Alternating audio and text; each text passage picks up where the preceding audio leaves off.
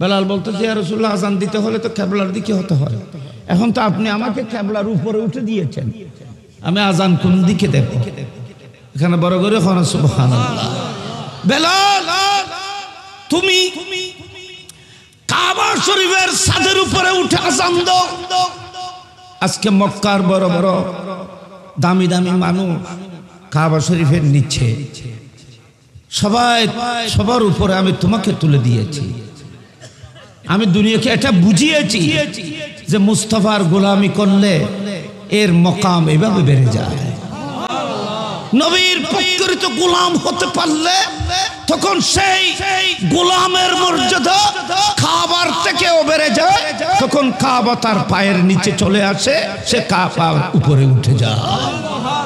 মুস্তাফার গোলামের শান আমি দেখানোর জন্য কায়নাতকে এটা প্রমাণ করেছি। তুমি আযান দাও ইয়া রাসূলুল্লাহ।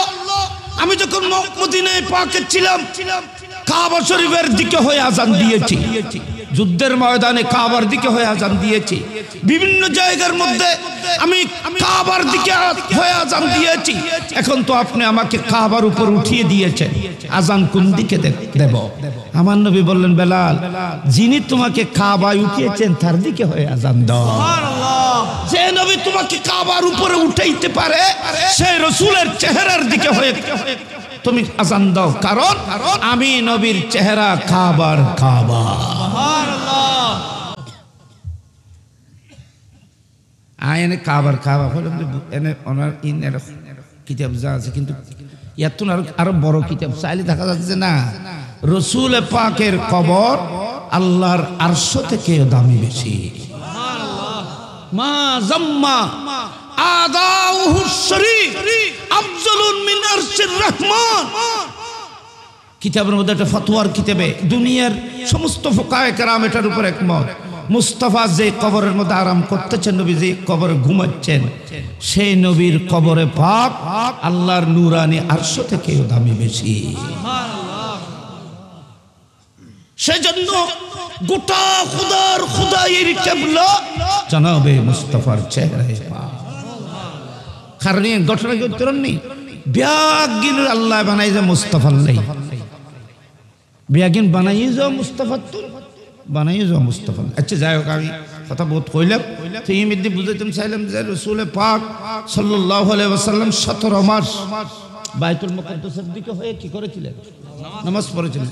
এই 17 মাস উম্মুল কিতাবের মধ্যে লেখা ছিল আমার মাহবুব নবী 17 মাস বাইতুল মুকদ্দাসের দিকে নামাজ পড়বেন।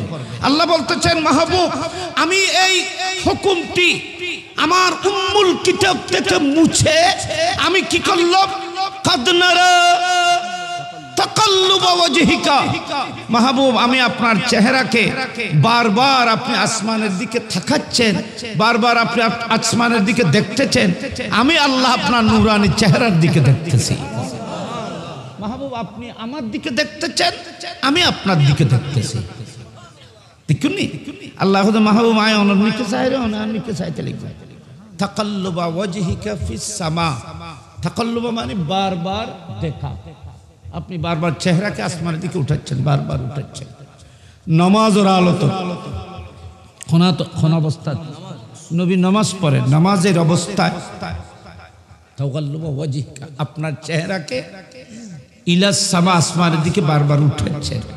কিল্লে উঠাচ্ছে আসমানের দিকে, কিল্লে উঠাচ্ছে নবী, যেহেতু উম্মুল কিতাব উপরে, উম্মুল কিতাবের এই লেখনীকে আল্লাহ কখন মুছে দিচ্ছে, কাবা শরীফ বাইতুল্লাহ শরীফের দিকে কখন বাইতুল্লাহ করে দিচ্ছে।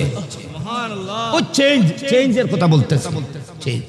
আল্লাহ বলতেছেন মাহবুব আমি 17 মাসের জন্য এটা আমি উম্মুল কিতাবের মধ্যে লেখাচ্ছি, আপনি বাইতুল মুকদ্দাসের দিকে হয়ে নামাজ পড়বেন, কিন্তু আপনার রেজা তাকাল্লুবা ওয়াজহিকা ফিস সামা ফালানুওয়াল্লিয়ান্নাকা কিবলাতান তারদা। এখানে বাবা খেয়াল করুন, আমরা ফালানুওয়াল্লিয়ান্নাকা শিক্ষিত আমরা জ্ঞানী মানুষ, ফালানুওয়াল্লিয়ান্নাকা আমি আপনাকে সেই বাইতুল মুকদ্দাস থেকে ফিরিয়ে বাইতুল্লাহ শরীফের দিকে করে দিলাম। কি মানে 1,24,000 নবীদের কাবা বাইতুল মুকদ্দাস,